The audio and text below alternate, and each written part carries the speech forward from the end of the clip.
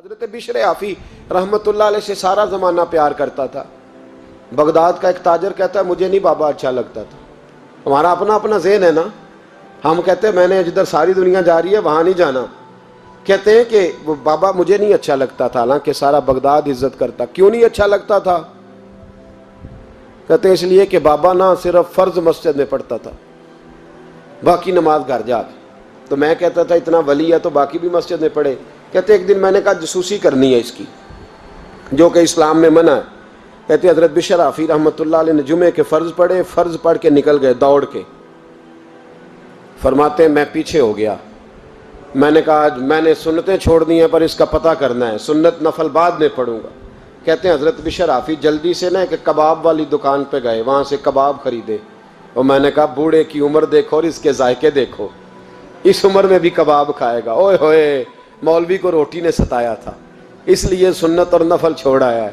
کہتے ہیں تھوڑا سا وہ آگے بڑھے تو نان بھائی کی دکان سے نا نان خریدے۔ میں نے کہا دیکھو یار، دیکھو اس کے ذائقے، گرم نان کھائے گا۔ بہت سارے لوگ بغداد میں رات کی روٹی کھاتے پر یہ گرم کھاتا ہے۔ کہتے ہیں حضرت وہ نان اور کباب لے کے نا جنگل کی طرف مڑے تو میرے دل میں خیال آیا یار بڑا ہی اس آدمی کا عجیب ذہن ہے، یہ اب سبزے پہ بیٹھ کے یہاں موج کرے گا، کھائے پیے گا، اور سنت نفل چھوڑ دی، اللہ ہزاروں مرید ہیں۔ کہتے ہیں حضرت جنگل میں داخل ہوئے، تھوڑا سا سفر کیا تو کچی آبادی آ گئی۔ کچی آبادی، ایک کچے مکان کی ٹوٹا ہوا دروازہ، باہر سے کنڈی لگی۔ بغداد کے ننگے پاؤں چلنے والے ہزاروں مریدوں کے اس پیر نے کنڈی کھولی، اندر گئے، ایک فالج زدہ بابا جی بیٹھے۔ کہتے ہیں حضرت بشر آفی نے اپنی پگڑی کھولی اور اس آدمی کے منہ سے پانی نکل رہا تھا، رال ٹپک رہی تھی۔ کہتے ہیں پہلے اپنی پگڑی سے منہ صاف کیا، پھر پیالے سے پانی ڈال کے منہ دھویا، پھر حضرت اس کے ٹانگوں پہ کپڑا ڈال کے روٹی کا لقمہ توڑ کے اس کے منہ میں ڈال کے کہنے لگے بابا ناراض نہ ہونا، جمعے والے دن مجھے دیر ہو جاتی ہے، ابھی تو میں نے سنت اور نفل بھی پڑھنے ہیں، ناراض نہ ہونا، مجھے دیر ہو جاتی ہے۔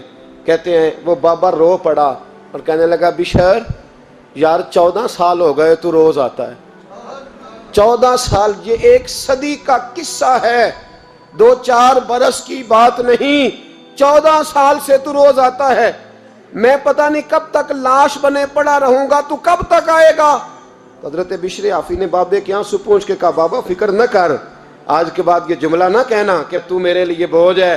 فرمایا لوگ سمجھتے ہیں کہ میں نے عبادت کر کے مقام پایا ہے، لوگ سمجھتے ہیں میں نوافل زیادہ پڑھتا ہوں، دنیا جانتی ہے کہ میری رات کی تسبیح زیادہ مضبوط ہے، پر میں ان میں سے کوئی بات بھی نہیں، میں تو تیری نوکری کرتا ہوں تو اللہ نے میری عزتوں میں اضافہ فرما دیا ہے۔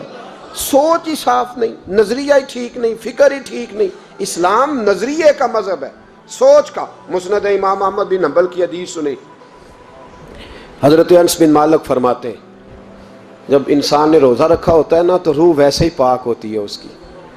میں نے یہ سوچا کہ کچھ باتیں ایسی کی جائیں جس سے تھوڑی سی سوچیں بھی تبدیل ہوں، کچھ سوچوں کا وضو، سوچوں کا غسل، افکار و نظریات کی بھی بات ہو۔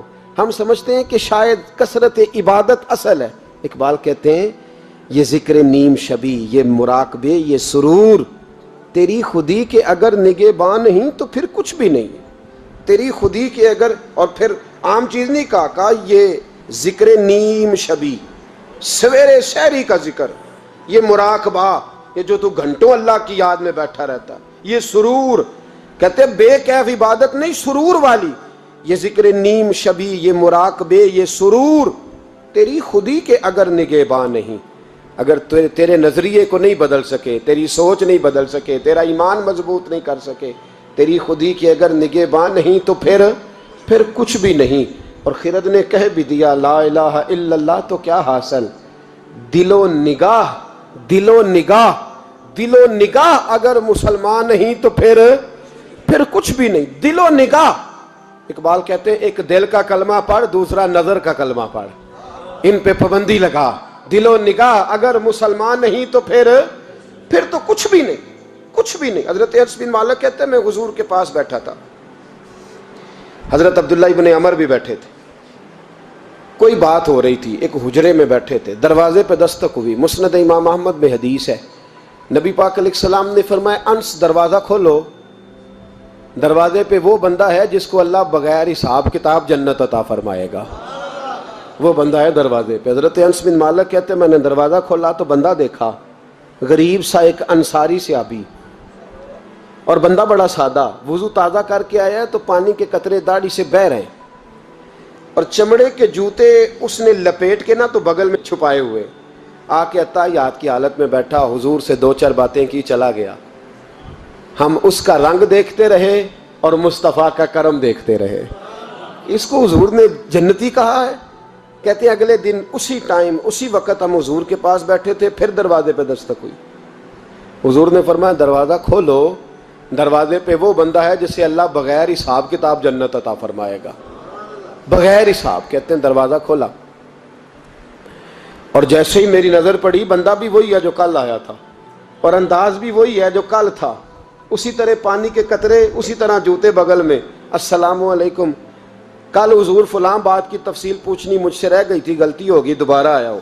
اس نے اپنی گفتگو کی، چند جملوں میں بات سمیٹی، چلا گیا۔ فرماتے ہیں اتفاق کی بات کہ دن تیسرا، بندے بھی ہم دونوں، میں اور عبداللہ ابن عمر، حضرت انس بن مالک کہتے ہیں دونوں بیٹھے تھے، سیم ٹائم سیم ڈے۔ پھر دستک ہوئی، حضور نے فرمایا دروازہ کھولو، اور مسکرا کے فرمایا دروازے پہ وہ بندہ ہے جسے اللہ بغیر حساب کتاب جنت عطا فرمائے گا۔ کہتے ہیں کھل اٹھے ہمارے چہرے، باہر گئے، دستک ہوئی تھی، دروازہ کھولا۔ فرماتے مجھے یقین تھا وہی ہوگا جو 2 دن پہلے آیا تھا، اور میرے یقین کے مطابق ہی کام ہوا، وہی بندہ تھا جو کل بھی تھا، جو پرسوں بھی تھا، حالت اور کیفیت اور انداز بھی وہی تھا۔ پانی کے قطرے بہہ رہے ہیں، اور اس شخص نے جوتے بغل میں دبائے ہوئے خدمت میں حاضر ہوا، بیٹھ گیا، بات چیت کی، چلا گیا۔ حضرت انس بن مالک کہتے ہیں تھوڑی دیر ہوئی تو حضور بھی تشریف لے گئے۔ حضرت عبداللہ ابن عمر مجھے کہنے لگے یار ویسے کتنے اس کے نصیب ہیں، کتنے نصیب ہیں، کوئی آیا لے کے چلا گیا، کوئی آیا لے کے چلا گیا، کوئی عمر بھر بھی نہ پا سکا، میرے مولا تجھ سے گلہ نہیں، یہ تو اپنا اپنا نصیب ہے، یہ تو اپنا اپنا، اور نہ کسی کے حال پہ طنز کر، نہ کسی کے غم کا مذاق اڑا، وہ جسے چاہیں جیسے نواز دے، یہ مزاج لطف رسول ہے صلی اللہ تعالی علیہ وسلم۔ کہتے ہیں ہم لوگ گفتگو کرنے لگے، عبداللہ ابن عمر مجھ سے کہنے لگے یار ویسے پتہ کرنا چاہیے یہ کون سا عمل کرتا ہے، پتہ کرنا، جیسے ہم نہیں پتہ کرتے کہ یہ بندہ بڑا چمک گیا، پتہ کرو کون سا کاروبار کرتا ہے، ذرا اس کی جاسوسی تو کرو۔ اور بندے بھی بڑے سمجھدار ہیں، وہ سائیڈ بزنس نہیں بتاتے، وہ کہتے ہیں وہ جو میرا علیحدہ ہے وہ نہیں بتانا، کہیں یہ نہ شروع کر لے۔ حالانکہ انسان کے پاس جو خوبی، جو اللہ نے اسے دولت دینی ہوتی ہے، وہ اپنا اپنا نصیب ہوتا ہے، وہ گھر میں بیٹھے بھی اللہ عطا کر دیتا۔ وہ کہتے ہیں کہ پتہ کرو کیا عمل کرتا ہے، تو حضرت عبداللہ ابن عمر کہتے ہیں میں اس کے پیچھے ہو گیا، اس سے سلام لی، تو میں نے کہا مجھے 2-3 دن کے لیے مہمان بنا لو گے، مان نہ مان میں تیرا مہمان، 2-3 دن کے لیے مہمان بنا لو گے؟ تو کہتے ہیں مجھ سے کہنے لگا کوئی گھر میں جھگڑا ہو گیا ہے، کیونکہ پڑوس میں تو تمہارا، قریب ہی تو تمہارا گھر ہے، میرے مہمان بننے کو کچھ جھگڑا ہے؟ تو میں نے کہا چلو ایسے ہی سمجھ لو، پر مجھے مہمان بنا لو۔ کہتے ہیں میں 3 دن اور 3 راتیں اس شخص کے ساتھ رہا، وہ کتنا صدقہ کرتا ہے میں نوٹ کرتا رہا، نماز کتنی پڑھتا ہے، اس کا کیا، میں چاہتا تھا کہ وہ عمل مجھے ملے، اس کی برکت سے مصطفیٰ نے اسے 3 مرتبہ جنتی فرمایا ہے تاکہ وہ کیفیات مجھے بھی ملیں۔ حضرت عبداللہ ابن عمر کہتے ہیں کہ میں نے کوئی خاص چیز نہیں دیکھی، وہ عشاء پڑھتا تو فجر تک بستر پہ کروٹیں لیتا، اور میں الحمدللہ اٹھ کے تہجد بھی پڑھتا، نوافل بھی پڑھتا۔ کہتے ہیں وہ 1 سپارہ پڑھتا، میں 3 پڑھتا۔ فرماتے اس نے 3 دنوں میں کھجور بھی صدقہ نہیں دی، کہ کھجور بھی، اور میں نے بڑے بڑے غریبوں کی مدد کی۔ میں کہنے لگا کہ عمل تو میرا زیادہ ہے اس سے، پھر خوبی کیا ہے؟ خاص توجہ کرنا، اسلام اور دین کا جو فکری اساس ہمیں صحابہ نے دی۔ حضرت عبداللہ ابن عمر کہتے ہیں میں نے تیسرے دن اسے کہا بھائی اللہ تیرا بھلا کرے، تو نے بڑی خدمت کی، میں نے جانا ہے میرا کوئی جھگڑا نہیں ہوا تھا، میں تو بس تیرا عمل دیکھنے آیا تھا کہ تو عمل کیا کرتا ہے۔ تو وہ صحابی کہتے ہیں مجھے کہنے لگے یار تو میرا عمل دیکھنے آیا تھا، مجھے بتا تو صحیح کیا نے، اور کیوں دیکھنے آیا میرا عمل، تجھے کیا ضرورت پڑی میری جاسوسی کی؟ تو کہتے ہیں مجھ سے جب اس نے سوال کیا تو میں نے اس کو کہا بھائی تو 3 دن آیا نا ہم بیٹھے ہوئے تھے؟ کہا ہاں میں آتا رہا ہوں۔ کہا 3 دن نبی پاک نے فرمایا اللہ تجھے بغیر حساب کتاب جنت عطا فرمائے گا۔ تو میں چاہتا تھا کہ میں ذرا جاسوسی کروں، ذرا دیکھوں، کھوج لگاؤں کون سا ایسا عمل ہے، آپ بھی ذرا دھیان دیجئے گا، کون سا ایسا عمل ہے، حالانکہ تو عشاء پڑھتا ہے اور اٹھ کے فجر پڑھتا ہے، میں تہجد بھی پڑھتا ہوں، تیرا سپارہ 1 ہے میرے 3 ہے، کون سا ایسا عمل ہے جس کے سبب تجھے جنت ملے گی؟ تو کہتے ہیں وہ صحابی کہنے لگے یار کوئی ایسا عمل نہیں، کوئی شے نہیں، میں اس قابل ہی نہیں، من نانم کے من دانم، جو میں ہوں مجھے پتا ہے۔ کہا پھر کوئی بات تو ہوگی، تیری مہربانی بتا دے، میں نے 3 دن 3 راتیں محنت کی ہیں، بتا دے۔ کہتے وہ کہنے لگے اگر تجھے بتاؤں نا تو پھر سن، میں جب رات کو سوتا ہوں تو اپنے دل پہ نظر ڈالتا ہوں، اور سویرے جب اٹھتا ہوں تو پھر اپنے دل پہ نظر ڈالتا ہوں، موبائل پہ نہیں، کنجی پہ نہیں کہ چابیاں کدھر ہیں، بٹوے پہ نہیں، میں رات کو سوتے ہوئے بھی اپنے دل پہ نظر ڈالتا ہوں، سویرے اٹھتے ہوئے بھی میں سب سے پہلے اپنے دل پہ نظر ڈالتا ہوں۔ فرماتے ہیں الحمدللہ میرے دل میں کسی کا حسد نہیں ہے، کسی کے بارے میں کوئی کینہ نہیں ہے، کوئی کسی کے بارے میں میل نہیں، میں اللہ کے ہر بندے کے بارے میں سوچ، نظریہ، فکر اچھی رکھتا ہوں۔ اور فرمایا میں تیرے بارے میں بھی عبداللہ یہی سوچتا ہوں کہ تو مجھ سے زیادہ نیک ہے۔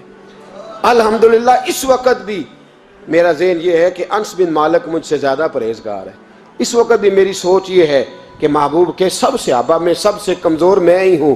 نابد عبداللہ ابن عمر کہتے ہیں میں نے اس کا ہاتھ چوما، میں نے کہا سمجھ آ گئی ہے، تیرا نظریہ، تیری سوچ پکی اور سچی مسلمان ہے، تو دل اور روح کا مسلمان ہے، تو نظر اور روح کا مسلمان ہے۔ یہ سبب ہے کہ اللہ کے رسول نے زمین پر چلتے ہوئے بھی تجھے 3 دفعہ جنت کی بشارت عطا فرما دی۔